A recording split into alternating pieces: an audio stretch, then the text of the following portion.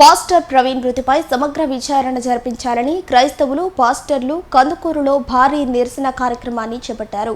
ఈ సందర్భంగా పట్టణ పరిధిలోని పామూరు రహదారి మలుపు వద్ద గోనుగుంట తిమోతి ఆధ్వర్యంలో ర్యాలీ ప్రారంభమైంది. ఈ ర్యాలీ పట్టణంలో పామూరు రహదారి పోస్టాఫీస్ సెంటర్ మీదుగా సబ్ కలెక్టర్ కార్యాలయానికి చేరుకుంది. అనంతరం సబ్ కలెక్టర్ కార్యాలయంలోని ఏవోకు వినతి పత్రం అందజేశారు.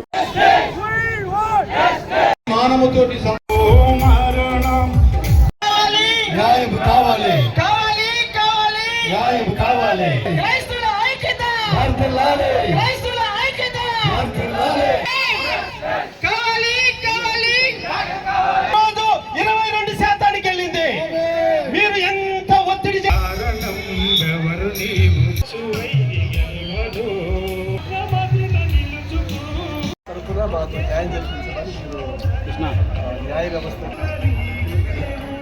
పాస్టర్ గారి మృతి పట్ల మొట్టమొదట బయటికి తీసుకొచ్చింది మీడియా వారి సహకారంతో.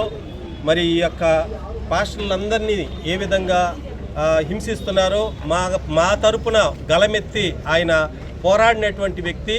ఆయన లేని లోటు మాకెంతో నష్టం జరిగిస్తూ ఉంది, కష్టంగా ఉన్నది, బాధగా ఉంది. మా బాధనంతటినీ ప్రజలకు మరి గవర్నమెంట్ వారికి తెలియజేసుకుంటూ ఉన్నాము.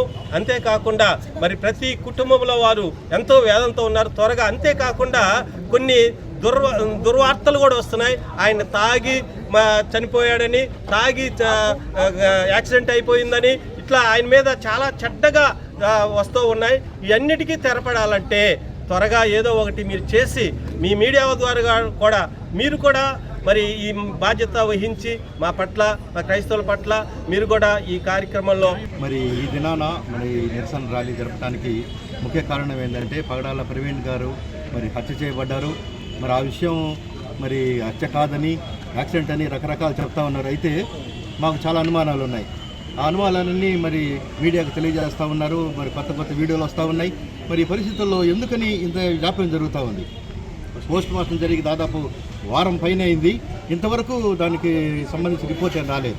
ఒకవేళ అది హత్యే అయితే మరి ప్రభుత్వం వారు, పోలీసు వారు, న్యాయస్థానం వారు కూడా మరి సగిన చట్టాలు తీసుకురావాలని, కట్టుదిట్టం చేయాలని, ఇలాంటి హత్యలు జరగకుండా మరి జరిపించాలని కోరుకుంటా ఉన్నాను. మరి ఈ యొక్క మీడియా మిత్రులకు కూడా వందనాలు చెప్తా ఉన్నాను. సమస్తం ప్రభు యేసు ప్రభుకు అప్పచెప్తా ఉన్నాం. మరి ఒక్క ప్రవీణ్ గారు చనిపోతే వేలాది ప్రవీణులు పుడతారనే విషయం మరి అందరూ తెలుసుకోవాలి. ఇక ఇలాంటి క్రైస్తవం మీద ఉండే ఈ యొక్క దారుణాలు జరగకుండా ఇద్దరితోటి ప్రవీణ్ గారి మరణంతో ఆగిపోవాలని కోరుకుంటూ ముగిస్తూ ఉన్నాను. డాక్టర్ ప్రవీణ్ పగడాల గారు ఆంధ్ర రాష్ట్రంలోను, తెలంగాణ రాష్ట్రం, రెండు తెలుగు రాష్ట్రాల్లో యావత్ ప్రపంచమంతటా కూడా గుర్తింపు కలిగినటువంటి వ్యక్తి. క్రైస్తవుల పట్ల, బైబిల్ పట్ల మంచి నిష్ణానితులై ఉద్దేశం కలిగి సత్యాన్ని ప్రకటిస్తున్నటువంటి వ్యక్తి. 24వ తారీఖు రాత్రి మార్చి నెలలో ఆయన మరణించాడు అనేటువంటి వార్తను యావత్ క్రైస్తవ లోకం ఇంత మటుకు జీర్ణించుకోలేకపోతూ ఉంది. కారణం ఏంటంటే ఒక వ్యక్తి చనిపోతాడు, అది ఎలాగ చనిపోయాడు అనేది నేటికి అది ప్రశ్నార్థకంగానే మిగులుతుంది. పోలీసులు మరి పోస్ట్ మార్టం రిపోర్ట్లు వచ్చాక తెలియజేస్తామని చెప్తున్నారు. జాప్యం అయితే జరుగుతూ ఉంది. తగిన న్యాయం చేయాలి. ఎలా చనిపోయాడు అనేది ప్రతి ఒక్కరికి తెలియపరిచినప్పుడు ప్రతి ఒక్కరు సంతోషపడతారు. ఆ విషయం తెలుసుకొని మనసులో నెమ్మది పొందుతారు. అలాంటి నెమ్మది ఇంకా ఈరోజు క్రైస్తవ నాయకులకు కానీ, క్రైస్తవ సంఘాలకు కానీ లేదు. మరి అదే రీతిగా కొంతమంది చంపారని, కొంతమంది చనిపోయాడు యాక్సిడెంట్ అని. చనిపోయాడా, యాక్సిడెంట్ అయిందా అనేటువంటి సత్యం ఒక వ్యక్తిని రకరకాలుగా చిత్రీకరిస్తూ ఆ విషయాన్ని ముందుకు తీసుకెళ్తున్నారు. కానీ అది సత్యాన్ని లోకానికి ప్రకటన చేయట్లేదు. వారి కుటుంబం కూడా అయోమయంలో పడిపోయింది. అంత మాత్రమే కాదు, నేటి దినాన క్రైస్తవ పాస్టర్లందరూ కూడా మరి వారి జీవితాలను బట్టి ఇబ్బందులకు గురి అవుతూ ఉన్నారు. క్రైస్తవులు కూడా మనుషులే, వారికి కూడా న్యాయం జరగాలి, వారు కూడా సమాజంలో కొనసాగుతూ ఉండాలి, వారిని కూడా మనము గౌరవించాలనేటువంటి దృక్పథము ప్రభుత్వాలు స్పందించాలి, ప్రజానాయకులు స్పందించాలి.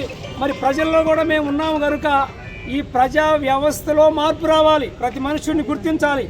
మరి రాజ్యాంగాన్ని తీసుకుంటే 25వ ఆర్టికల్లో ఏమని వ్రాసి ఉంది? సర్వ మతాలకు సంబంధించి మనుషులకు స్వేచ్ఛను కల్పించారు.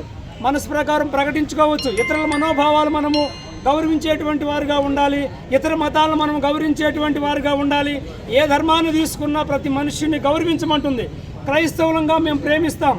పరిశుద్ధ బైబిల్ గ్రంథంలో నిన్ను వలె నీ పొరుగువాడిని ప్రేమిస్తాం. అలా ప్రేమతత్వాన్ని ప్రకటించే ప్రవీణ్ ప్రగడాల గారి యొక్క మృతి క్రైస్తవ లోకానికి తీరని లోటు అని తెలియజేసుకుంటూ